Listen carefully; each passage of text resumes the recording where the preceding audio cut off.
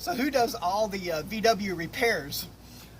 Actually, I used to own a auto shop for about 12 years. So I do all the repairs. It's never been in another shop. Look at this wheel. It's like totally rocking around. The whole bearings are totally shot. I kind of noticed it because there's a lot of oil leaking. This is coming off right now. So here's my box of extra parts that I have. I have like a spare part box. I have an extra throttle cable, extra clutch cable, and yep, I got a bearing just in case.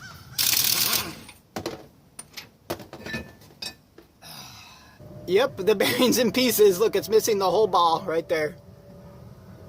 It's in the bucket. Oh wow, I just finished these gorgeous silver jewelry pendants for Hawaii. I got mostly some, more tropical, some turtles, rings, and some equestrian pieces, and some mermaids, and some octopus, and of course the whale is one of my favorites. I just redid that one recently. But anyways, almost daily, I go over and I look at Facebook, and I see all these like Mayday, Maydays. You know, here's one. The guy's saying his truck is overheating. It's running at 230 degrees.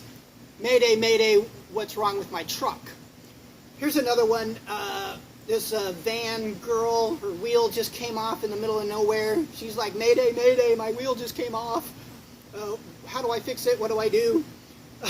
Oh, shoot. And here's a Big Emma just posted on Facebook this morning that Emma and Sven, they're actually in a VW camper van traveling down in Belize right now. They're doing the whole Pan American Highway, and they were camped next to a river, and they had a flash flood, and it took their van, and just they had to evacuate. And when they found it the next morning, it was on its side. It had been washed down the river, and it's a mayday. You know, now they're trying to recoup and fix.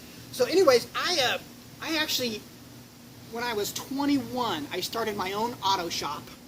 And so I actually travel with a lot of tools. A lot of tools. But I thought today I'm going to go through and show you some of my favorite tools that I use to diagnose and fix problems on the road. So you guys want to see some of my favorite tools? I'm going to show you. As soon as I pack up this jewelry, I'll give you a shot.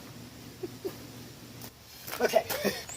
Before I go through my top favorite tools that I like to carry, let me show you some of the basics in here.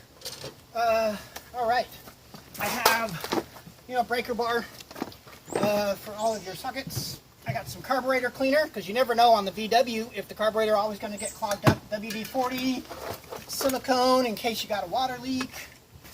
Got anti-seize if you're going to redo your brakes or do any engine work. You got your anti-seize. You also have some, grease for the wheel bearings, because that's always important. Teflon sealant for threads for when you put the bolts back on. And, electrical. I also carry some woodworking stuff. Like a square. I'm still building stuff as I go. I got some clamps for woodworking. Drill bits. Never go anywhere without a drill. This is probably, a top pick.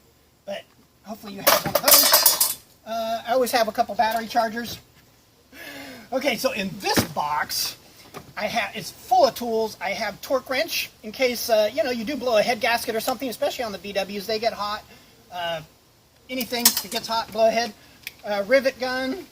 I do have a slide hammer for pulling out bearings and things like that. I also have a brake line thing. If I get a brake line. You never know.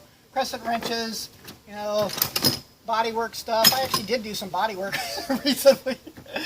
Wire wheels, and a good old pry bar, stuff like that. You remember the old Boy Scout motto, be prepared. Here's some supplies that I wouldn't be without. My box of full-out electrical wire, everything from speaker wires to regular electrical wire, from automotive to 110 home, with wire nuts.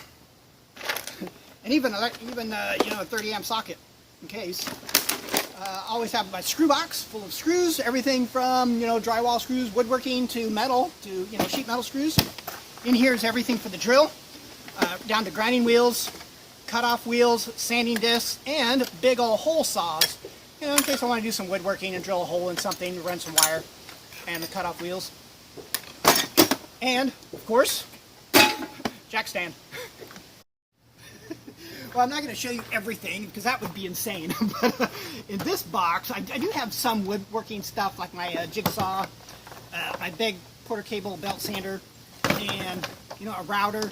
If I do want to build a cabinet, I also have a wire wheel and a sander as far as woodworking, and even a grinder for metalworking if I have to cut something off, which I'm going to have to cut something off today. Okay, we made it. Top things I wouldn't leave home without: my air gun. I have because my motorhome has air brakes and stuff like that. It has an air compressor, so yeah, I'm a cheater. I have full air power, so I have my air hammer and my 3/8 air ratchet for getting things done quick without ruining my knuckles. I never leave home without it. Also, make sure you have the specific tools necessary for your equipment.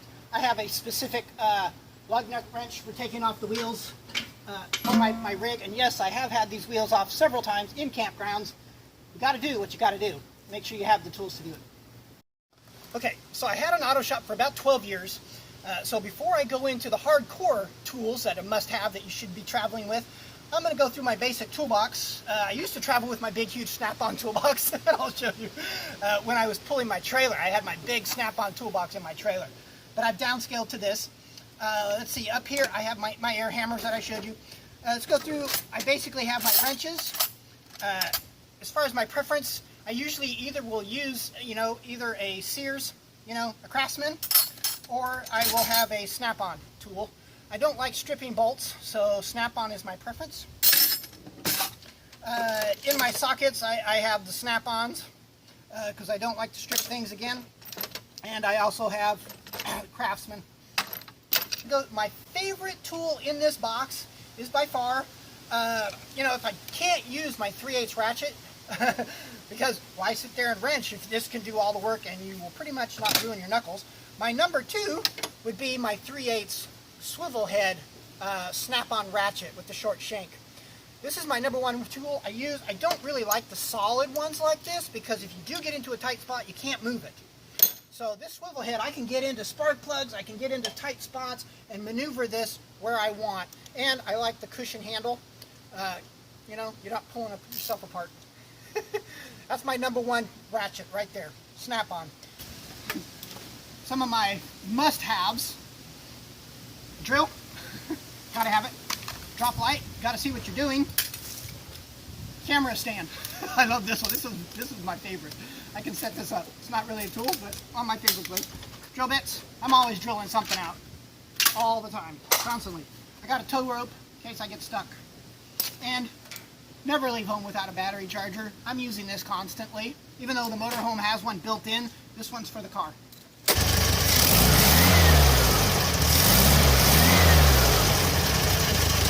Okay, let's get into some hardcore engine diagnostic tools that I wouldn't leave home without. A timing light. This is going to tell me if my ignition system is working, if my spark plugs are working. If I don't have this light not going off, then I got a problem with the spark plug. I can go from spark plug to spark plug, cut all my wires, and if I get one that nothing's working, then I have a bad plug or bad plug wire or something. If you don't have a timing light, an emergency way is to use a test light. Put that on the negative side of your coil, and it should be blinking like crazy.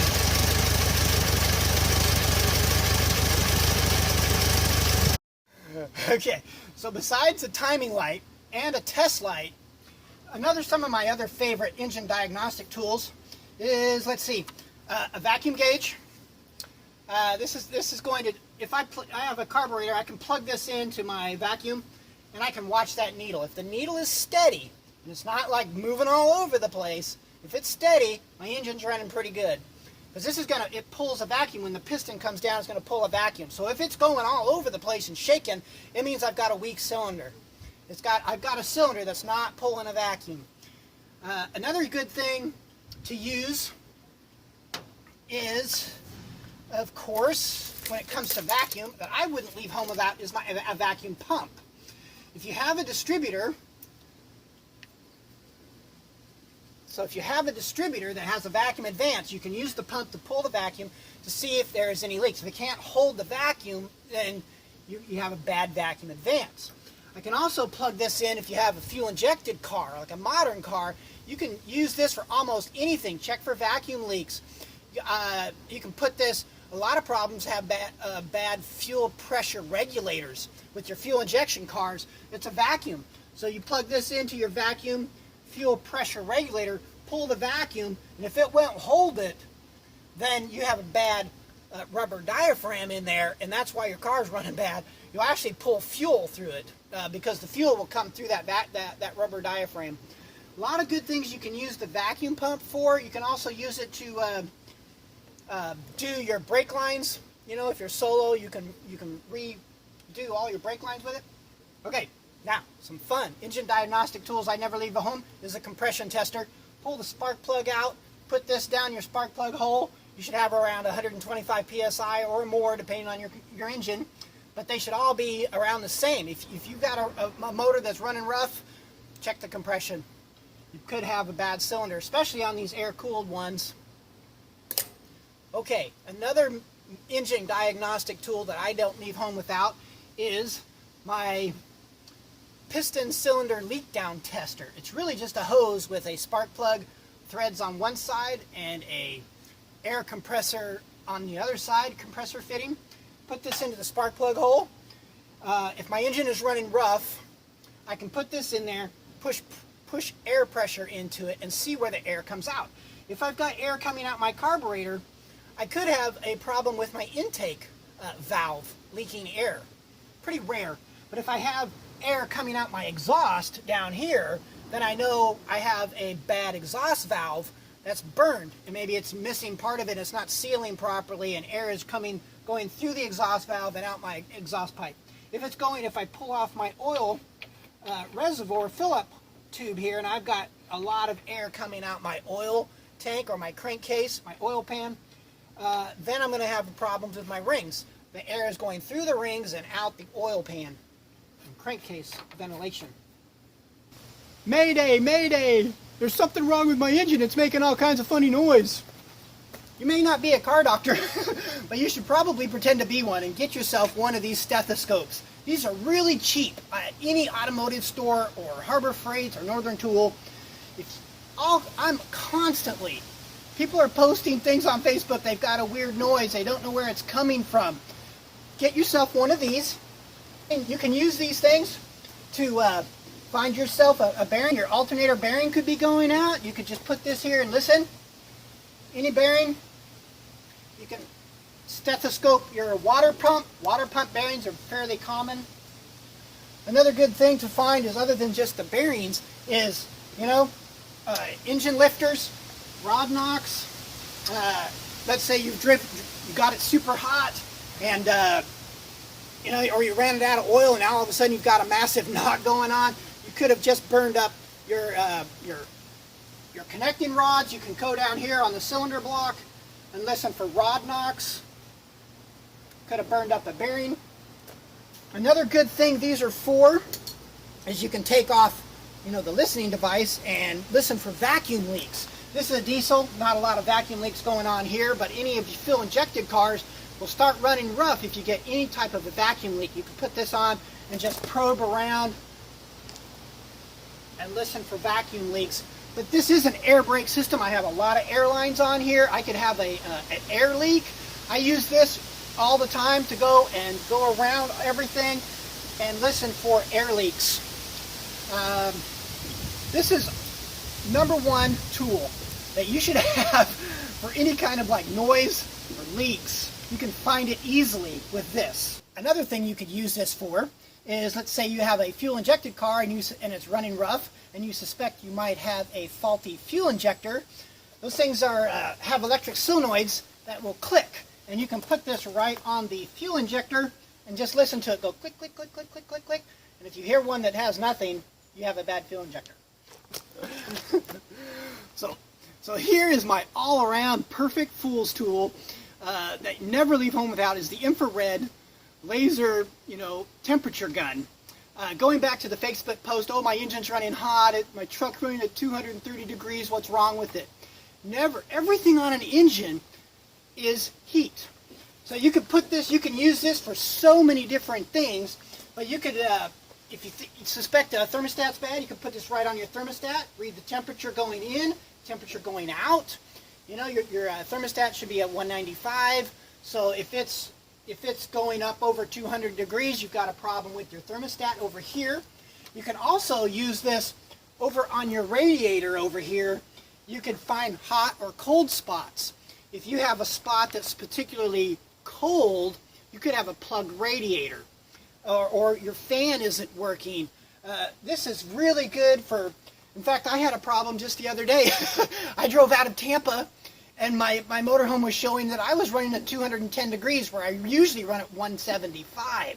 So I pulled over real quick, put it on the engine. I saw it was still at 175. I knew automatically, just like that it was just my gauge. My gauge was wrong, and I fixed it with just a simple thing. Another thing you can use on this is, you know, oh, my engine's running really rough. A lot of problems is the catalytic converter. You can go underneath on your exhaust. Put this right before, if you put this before your catalytic converter, take the temperature, and put it after the catalytic converter and take the temperature, there should be a difference of about 150 degrees difference, usually around 600 degrees or so if the car's hot. It should be hotter coming out of the catalytic converter, because that's the purpose of it, is to burn extra fuel. So it should be at least 50 degrees to 150 degrees hotter coming from the exit side of the catalytic converter. You could test your exhaust. Another good thing about the test gun, even if your engine is running rough, I like to use this, instead of actually using a compression gauge, I will take this and put it on my exhaust manifolds and test each cylinder coming off the exhaust, off my exhaust manifolds. And if I have a cold exhaust manifold on one cylinder, that cylinder's not firing. So this is a really easy and quick way of finding a bad cylinder that's not burning. Another good thing to use the infrared temperature gun for is brakes and wheel bearings. Check them, make sure they're not running too hot. So another thing I like to use the temperature gun for is air conditioning diagnostics. So right now this is right around 40, and that's around 70. So I got about 30 degrees difference between the cold air and the room air. So this is working properly. So there's really just an unlimited amount of stuff that you can do with this heat gun, and it should definitely be in your box. Alright, you guys want to see something funny? So the lights are on and the blinker is on. This is the brake light, but both of them are blinking when the blinker's on. So what I've got is, it looks like if I take this and ground it, now it starts to work. So one of my all-time favorite tools on my list is just a wire with two alligator clips, so you can, they call it a test lead. That way you can find problems like this really quick. Obviously the problem is it has 4 bolts going through, but they're all totally rusted out. So remember when I was telling you that I was probably going to have to cut something? I'm going to have to cut these bolts off and put some, I got some new bolts here that I'm going to put through them. Put that on your list of things to get, test leads. So when you're driving a 1978 bus and a 1962 VW, things are always breaking. Just the other day, I noticed, I was just driving along and all of a sudden I noticed my volt gauge on the dash was reading 10.5 volts or so. And I'm like, well, that's crazy because I just bought this brand new alternator. So now I'm like, okay, now what's going on?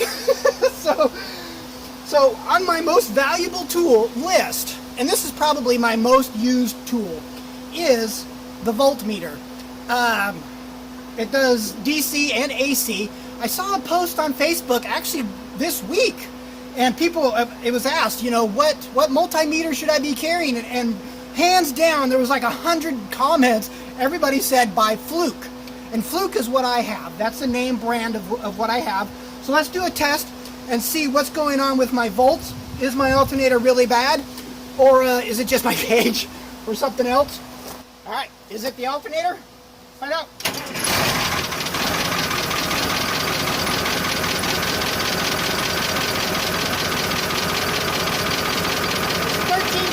volts, 13.75 volts. It's not the alternator.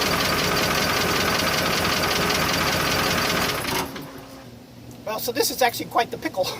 The volt gauge is showing like 10 volts. The alternator is showing 13.7, so we know it's not the alternator. So I've got the fuse box here.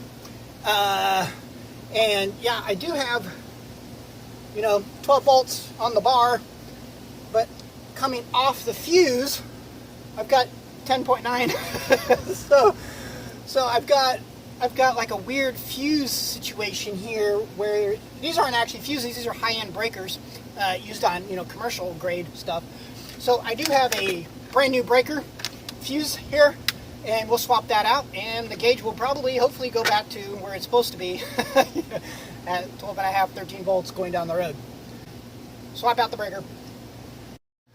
So I'm going to say that the most widely used diagnostic tool that I use while traveling is my multimeter. So it's good to have a nice quality one. Every time you plug into electrical, I was in one, I was having, air conditioner problems, and I come outside, and I've got my multimeter here, and I checked the voltage, and I was at 92 volts. And I was wondering why my AC was having a hard time kicking on. Yeah, so when you come over to the pole, it's always a good idea to check it to make sure. You never know, when these parts get really full, who's pulling all the power. This is at 122 volts, so I'm good to go. So another reason you get the Fluke multimeter is because it comes with the amp gauge. So you're probably wondering why you're always blowing all your breakers, when you're plugged into 30 amps. If you got the amp meter, you can tell how much amps your AC is drawing, and you can see if you're really overloaded or if it's just a breaker that's broke. So another good reason to get a nicer multimeter, this is one of your most useful tools you'll probably ever have with you. The nicer ones have the setting of microfarads, which allows you to test the capacitors for your start motors in your air conditioners, and which is pretty common to go out. So that's why you get the good ones, is for the microfarads. Another one of my favorite tools, which is a must-have, is of course a test light. This was really good for testing, really quick, without the multimeter. Just really good for testing to see if you have power somewhere, particularly fuse boxes. On my VW, it had these old style fuses. I used to have these on my old Fiat and old VW Bugs, and this bus has it too. These are they're made of aluminum, and they're always you always have to twist them because they lose contact of it. I would have one light go out constantly, so I was always having my test light to test for power on these things. I recently switched to the more upgraded version, the spade connector ones, because now I don't have this problem anymore.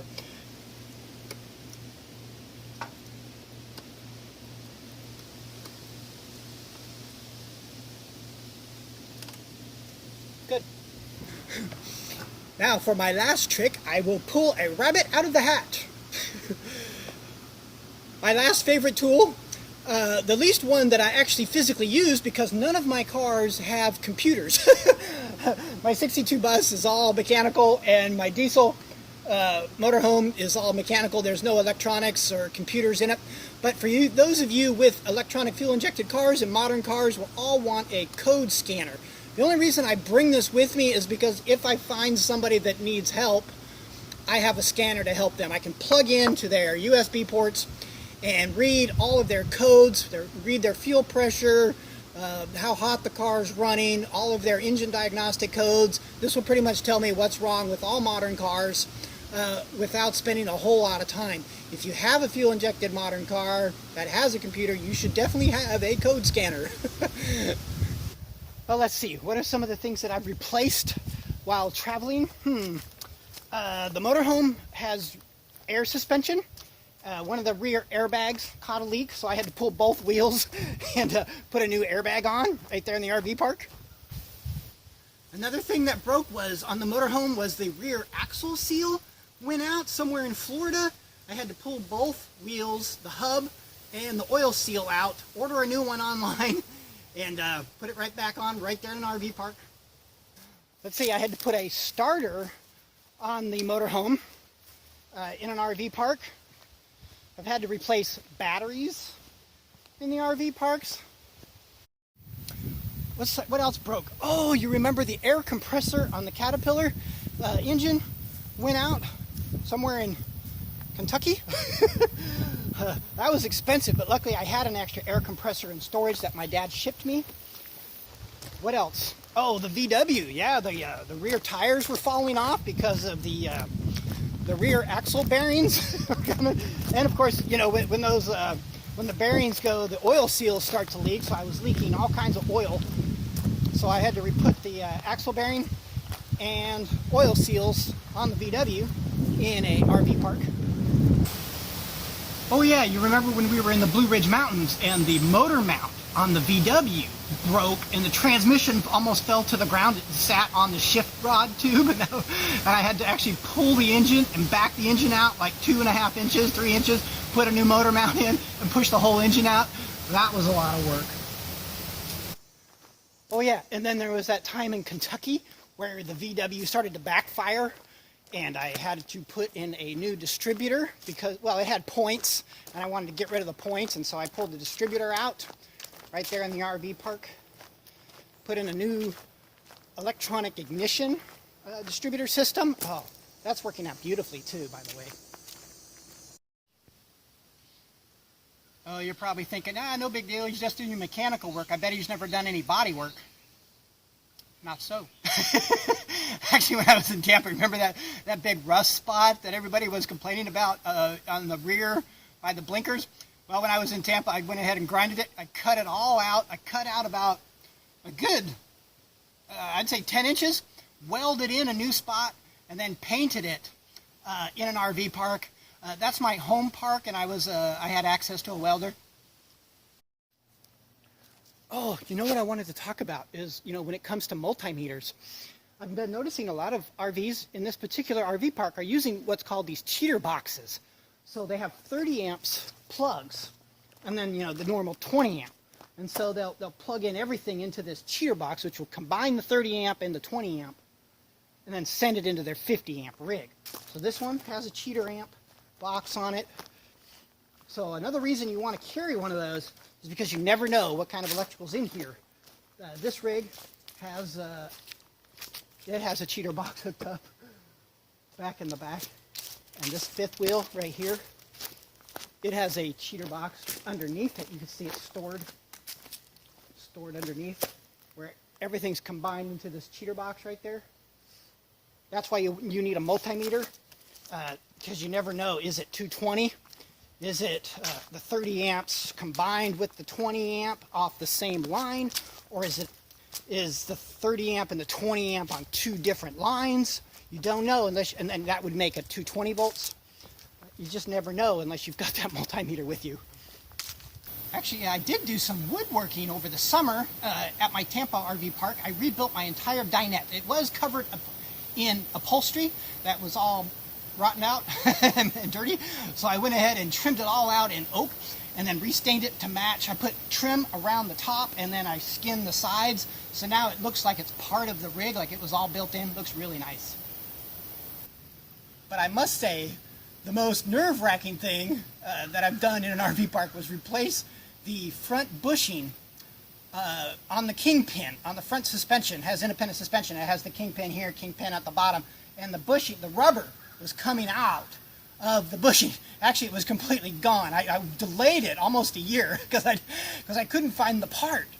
And eventually I had to just take it out right there in an RV park. Didn't know if I could even get it out. Took the whole wheel off, took the kingpin out, got the bushing, grinded out all of the rubber on the inside, but kept the inner metal race and the outer metal race, and ordered some urethane, the same urethane that they make bushings out of for cars now. And I re-poured it and made my own bushing right there in the RV park. Because sometimes when you have a 1978 bus, you just can't find suspension parts. Travel safe, you guys. Be sure to travel with the tools you need and the diagnostic tools that you need to make sure that you can stay on the road safely. It's always a good idea to bring all the tools that you may possibly need, because the last thing you want is to get stuck in a place like this, right? Oh yeah.